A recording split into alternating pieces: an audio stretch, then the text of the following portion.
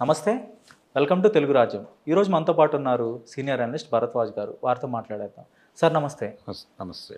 Sir cockroach Janata party యొక్క Instagram follower సంఖ్య అయితే ఒక వైల్డ్ ఫైర్ లాగా పెరిగిపోతా ఉంది. అంటే జెన్‌జీ యొక్క వాళ్ళలోని ఒక ఫ్రస్ట్రేషన్‌కి ఇదొక రిఫ్లెక్షన్ లాగా కనపడుతుంది. సో నేపాల్‌లో ఎలాంటి మూవ్‌మెంట్ అయితే చూసామో ప్రభుత్వానికి వ్యతిరేకంగా అక్కడి ప్రభుత్వానికి, సో ఇక్కడ కూడా అలాంటి ఒక మూవ్‌మెంట్, ఇక్కడ కూడా అలాంటి ఒక రెవల్యూషన్ పుట్టేదానికి ఒక ఛాన్స్ ఉంటుందంటారా? గతంలో ఒక 15 ఏళ్ల క్రితం అన్నా హజారే గారి మూవ్‌మెంట్‌ని అయితే ఇది కూడా కొంతవరకు ఒక సిమ్యులేషన్ లాగా కనపడుతుంది. 2 సిమిలారిటీస్‌కి అయితే కనపడుతున్నాయి. నాడు కాంగ్రెస్ గవర్నమెంట్‌కి వ్యతిరేకంగా ప్రజల్లో ఒక చైతన్యం అయితే వచ్చింది అన్నా హజారే గారి మూవ్‌మెంట్ ద్వారా. ఇప్పుడు చూస్తేనేమో బీజేపీ టార్గెట్‌గానే ఈ కాక్రోచ్ జనతా పార్టీ యొక్క వాళ్ళ వ్యవహార శైలి అయితే ఉంది. ఏమంటారు? అంటే కన్ఫ్యూజన్ అక్కర్లేదండి దీనిలో. ఆయన అన్న క్షణమే రియాక్షన్ మొదలైంది. ఏది సీజే గారు టార్గెట్ చేసి చాలామంది సోషల్ మీడియాలో రకరకాల వ్యాఖ్యలు చేస్తున్నారు, జడ్జిమెంట్లు పాస్ చేస్తున్నారు, ఇలా మాట్లాడాడు ఆయన.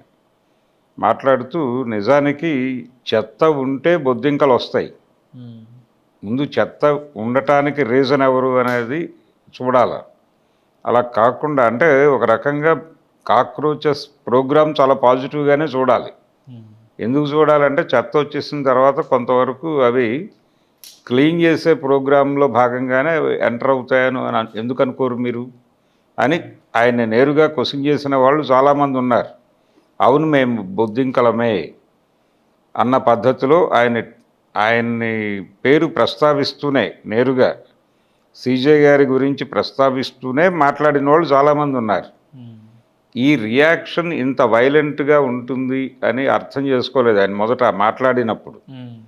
మాట్లాడేశాడు అంటే ఆయన ఉద్దేశం ఏంటి? బొద్దింకలు అనటం వెనకాల ఆయన ఉద్దేశం అంటే ఏదో బద్ధకంగా అలా పడుంటారు, జనాల్లో చేతన లేదు, చైతన్యం లేదు, వీళ్ళు ఎందుకు పనికిరారు అన్న టోన్లో వెళ్ళాడు ఆయన. ఇది కొంచెం హర్ట్ చేసింది జనాల్ని. హర్ట్ చేసి అంటే భావ ప్రకటన స్వేచ్ఛని గౌరవించాల్సిన సుప్రీంకోర్టు కూడా ఇలా వ్యాఖ్యానిస్తే ఎలాగా అన్న టోన్లో వెళ్ళింది అది. వెళ్ళిన తర్వాత ఆయన సారీ చెప్పాడు. సారీ చెప్పి ఫేక్ డిగ్రీల వైపు టర్న్ అయ్యాడు ఆయన. బూటకపు డిగ్రీలతో కోర్టుల్లో జొరబడి సబ్జెక్ట్ లేకుండా రకరకాల అంటే సోషల్ మీడియా ఇన్ఫ్లుయెన్స్తో మాట్లాడటం జరుగుతోంది. ఇక్కడికి వచ్చి సోషల్ మీడియా జడ్జిమెంట్ల నేపథ్యంలోనూ వాళ్ళు రైజ్ చేసిన పాయింట్స్ని పట్టుకుని కోర్టు ఆర్గ్యుమెంట్స్ ప్రిపేర్ చేసుకుని వచ్చేస్తున్నారు ఈ ఫాల్స్ డిగ్రీ బ్యాచ్ అంతా కూడా. దీంతో చాలా తలకాయ నొప్పులు ఎదురవుతున్నాయి కోర్టులో. అందుకని నేను ఆ నిస్పృహ నిరాశల్లో నుంచి అలాంటి మాటలు మాట్లాడాను. దయచేసి ఈ దేశ యువతని నేను ఏదో కించపరిచినట్లుగా చూడకండి, ఈ దేశ యువత పట్ల నాకు గౌరవం ఉంది అని ఆయన ఒక వివరణ ఇచ్చుకున్నాడు. అక్కడికి ఆ కథ ముగిసింది.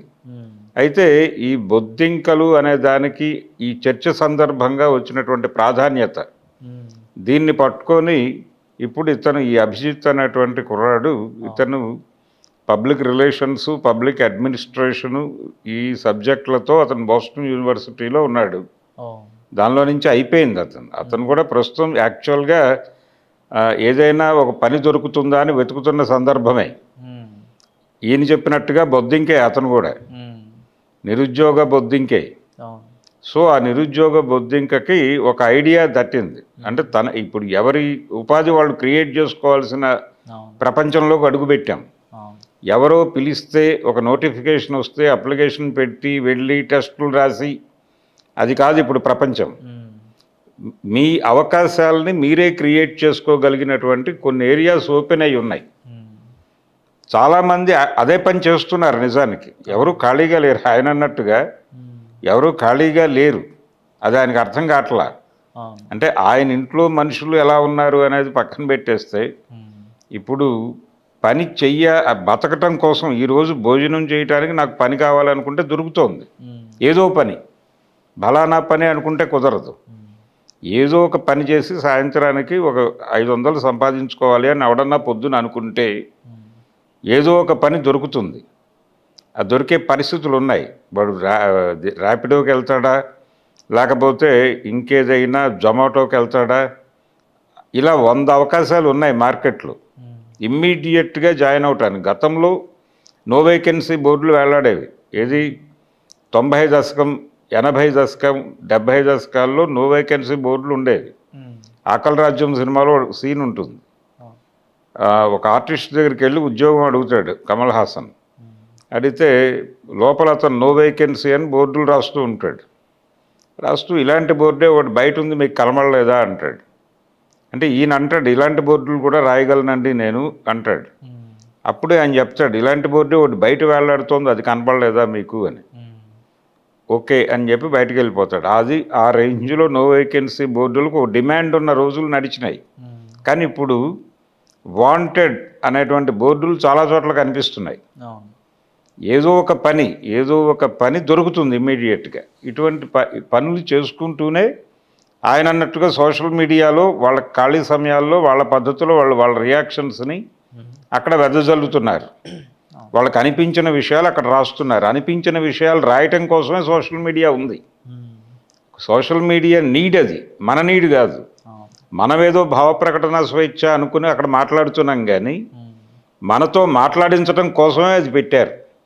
అది స్టేట్ ప్రోగ్రామ్. చాలామంది అర్థం చేసుకోరు. ఫేస్బుక్, ట్విట్టరు లేకపోతే మరొకటి ఇవన్నీ కూడా సోషల్ మీడియా ఎగ్జిస్టెన్సే స్ట్రేట్ వాంటెడ్గా ఇంటెలిజెన్స్ ప్రోగ్రాంలో భాగంగా ఇంప్లాంట్ చేసింది. అది ప్రపంచం ఏం ఆలోచిస్తోందో, వాళ్ళకి ఎక్కడ కోపాలు ఉన్నాయో వాటిని ఇక్కడ రాయించేస్తే మనం డోర్ టు డోర్ తిరగలేం.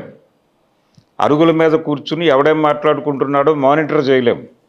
కాబట్టి అరుగులు తీసేసి డిజిటల్ అరుగులు పెట్టేస్తే అక్కడ మాట్లాడుకుంటే మనకు కనిపిస్తుంది.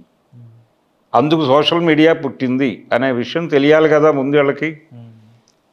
అది ప్రోగ్రామ్. అందులో భాగంగానే చాలామంది అక్కడ మాట్లాడుతున్నారు. కానీ మాట్లాడుతున్న వాళ్ళు చాలా పనులు చేసుకుని బతుకుతున్నారు.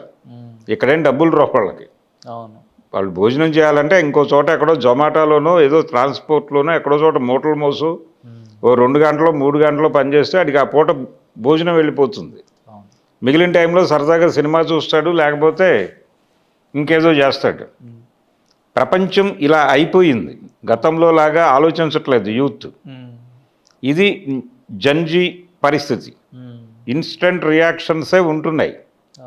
ఆ ఇన్స్టెంట్ రియాక్షన్ని క్యాప్చర్ చేశాడు ఇతను, ఈ అభిజిత్. అంటే ఇంకా ఆయన ఈ పార్టీలో ఎన్రోల్ అవడానికి ఆయన పెట్టిన క్రైటీరియా కూడా చాలా ఇంట్రెస్టింగ్గా ఉంది. ఒకటి అన్ఎంప్లాయిడ్ బై చాయిస్ లేదంటే ఫోర్స్ ఉండాలి చేరే వాళ్ళు.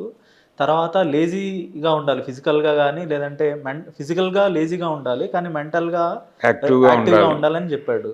ఇంకా తర్వాత వచ్చేసి క్రోనికల్లీ ఆన్లైన్ అన్నాడు. అంటే ఇంకా మినిమం 11 గంటల కన్నా ఎక్కువసేపు ఆన్లైన్లో స్పెండ్ చేయాలి. అంటే జెన్జీ అట్లా స్పెండ్ చేస్తున్నారు ఎక్కువ టైం అనే తరహాలో అతను వేగ్గా పెట్టాడండి. అంటే బొద్దింకలు అని వారు ఏదైతే క్రైటీరియా చెప్పారో సీజే గారు, ఆ క్రైటీరియానే ఇతను చెప్పాడు. అవును, చెప్పి ఇది పరిస్థితి, ఇలాంటి వాళ్ళు కావాలి మనకి అన్నాడు. అవును. అండ్ ప్రొఫెషనల్గా ర్యాంటింగ్ చేయాలి అంటే చాలా ప్రొఫెషనల్గా సిస్టమ్స్ మీద దండెత్తాలి అన్నట్టుగా అతను కూడా. దండెత్తటం అంటే ఇప్పుడు మీకు ఏది అనిపిస్తోందో దాన్ని ఎక్స్ప్రెస్ చేయండి. ఎక్స్ప్రెసివ్గా ఉన్నవాళ్ళు కావాలి. అవును, ఎక్స్ప్రెసివ్గా ఉండటం అంటే అడిగి ప్రపంచం అర్థం కావాలి. ఒకటి చూస్తాం మనం, ఒక రోడ్డు మీద వస్తూ ఉండగా ఒక సంఘటన జరుగుతుంది. ఆ సంఘటనని ఒక సంఘటనగా చూసి పక్కకి వెళ్ళిపోవడం ఒక పద్ధతి. దాన్ని ప్రపంచానికి లింక్ చేసి వ్యాఖ్యానించడం వేరు. వార్త వేరు, వ్యాఖ్యానం వేరు. వార్తగా చూసేవాడు వ్యాఖ్యానం చేయలేడు, వ్యాఖ్యానం చేసేవాడు దాన్ని వార్తగా చూడలేడు. కనుక ఈ డిఫరెన్సియేషన్ మాట్లాడాడు అతను. మాట్లాడుతూ అతను వాడిన భాష క్లుప్తంగా ఉంది కానీ ప్రోగ్రామ్ ఉంది, దానిలో కొంత ప్రోగ్రామ్ ఉంది. మీరు ఎక్స్ప్రెస్ చేయండి అంటున్నాడు. సోషల్ మీడియాలో విస్తృతంగా ఉండండి, ఎక్కువ టైం అక్కడ ఉన్నవాడే మనకు కావాలంటున్నాడు. అంటే వాళ్ళు ఓవర్ ఎక్స్ప్రెసివ్గా ఉంటారు, ఓవర్ రియాక్టివ్గా ఉంటారు. ఈ రియాక్షను ఉన్నవాళ్ళు మనకి కావాలి. వాళ్ళ స్పందనలు ఉన్నాయా లేదా? ఇప్పుడు ఒక సినిమాలో డైలాగ్ ఉంటుంది, అంకురం సినిమాలో. ఒక దొంగతో ఒక విషయం రాబట్టడం కోసం ఓ పోలీస్ ఆఫీసరు మొదట అడిగే ప్రశ్న ఏంటంటే, నువ్వు సినిమాలు చూస్తావా అని అడుగుతాడు. చూస్తానండి. సినిమాల్లో కొన్ని ఏడుపు సీన్లు వస్తాయి కదా, అప్పుడు నువ్వేం చేస్తావంటే ఏడుస్తానండి అంటాడు. నిజంగా ఏడుస్తావా? ఏడుస్తాను. ఓకే, నీలో ఎమోషన్ ఉంది, రా మాట్లాడుకుందాం అంటాడు ఆయన. అలా ఈ ఎమోషన్స్ సజీవంగా ఉన్నటువంటి మనుషులు కావాలంటున్నాడు అతను. ఈ సజీవంగా ఉన్న మనుషులు ఎన్రోల్ అవుతున్నారు. అవును, బిగ్ నెంబర్ వెళ్ళింది ఇప్పుడు. ఇప్పుడు అంటే వెరీ ఫస్ట్ డేనే 50,000 దాటారు. అవును, అతను అనౌన్స్ చేసిన క్షణాల్లోనే 50,000 దాటింది అవును, అనేది మనకు సమాచారం. అవును. ఇప్పుడు అది చాలా దాటి ఫైర్ లాగా ఒక ర్యాంపాంట్ గా వెళ్ళిపోయింది. ఇప్పుడు నిన్న నైట్ కి నేను చూస్తే 9 మిలియన్ ఉంది, ఈ రోజు మార్నింగ్ చూస్తే 12 మిలియన్ దాటేసింది. అవును, ఇంక ఈవినింగ్ అది 20 మిలియన్ కి వెళ్ళిపోద్దో, వెళ్ళినా క్షణానికి విపరీతంగా పెరిగిపోతుంది. అంటే ఇప్పుడు దేశ యువతలో కానీ జెన్జీలో కానీ ఈ ప్రభుత్వం మీద, ఈ వ్యవస్థల మీద ఒక ఇంత ఎవర్షన్ ఉంది, వ్యతిరేకత ఉంది అనేది ఈ మూమెంట్ ద్వారా అర్థం అవుతుంది మనకి. అర్థమవుతుంది. యువతలో ఆ చిరాకు ఉందండి. మాకేది ప్రాపర్గా లేదు జీవితాలు అనేది అర్థమవుతుంది వాళ్ళకి. ఏదో బతకటం కోసం బతుకుతున్నాం తప్ప జీవితంలో ఏదో అచీవ్ కావటం అనే ప్రోగ్రామ్స్ లేవు. ఇప్పుడు అచీవ్మెంట్స్ లేవు.